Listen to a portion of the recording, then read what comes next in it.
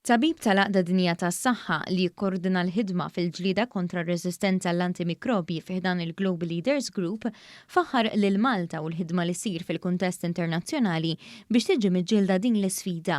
L-antimikrobji huma mediċini li jintużaw biex jipprevenu u jitrattaw infezzjonijiet fin-nies, l-annimali u l-pjanti.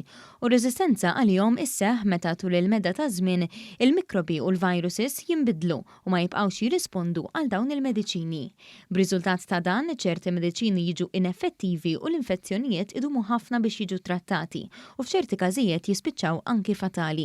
L-hekk imsejħa r-reżistenza għall-antimikrobji ġiet iddikjarata mill-Għaqda Dinjija tas-Saħħa bħala waħda mill-għaxar theddidiet fis-saħħa pubblika li qed taffaċċja l-umanità. Biex din l-isfida tkun miġġielda lejn l-aħħar tal-2020 twaqqaf il-Global Leaders Group li jinkludi numru ta' mexxejja minn madwar id-dinja li qed jaħdmu għal an wieħed.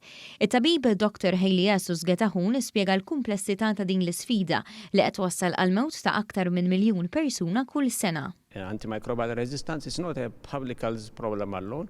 It's a problem of trade, it's a problem of agriculture, it's a problem of food security and food safety. So taking into consideration this complexity, the Global Leaders Group work to bring all this diverse multi-sectoral response to bring some action, particularly at country level. Id-Deputat Prim-Ministru Ministru tas-Saħħa Malti Chris Fearn huwa l-Viċi Chair ta' dan il-grupp.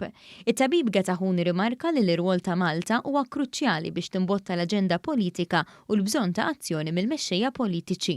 So we are very much grateful for His Excellency the Deputy Prime Minister and Minister of Health Chris Fearn, who is serving as Vice Chair of this important group. And his role has been critical in advocating and advancing the global political agenda for AMR. And he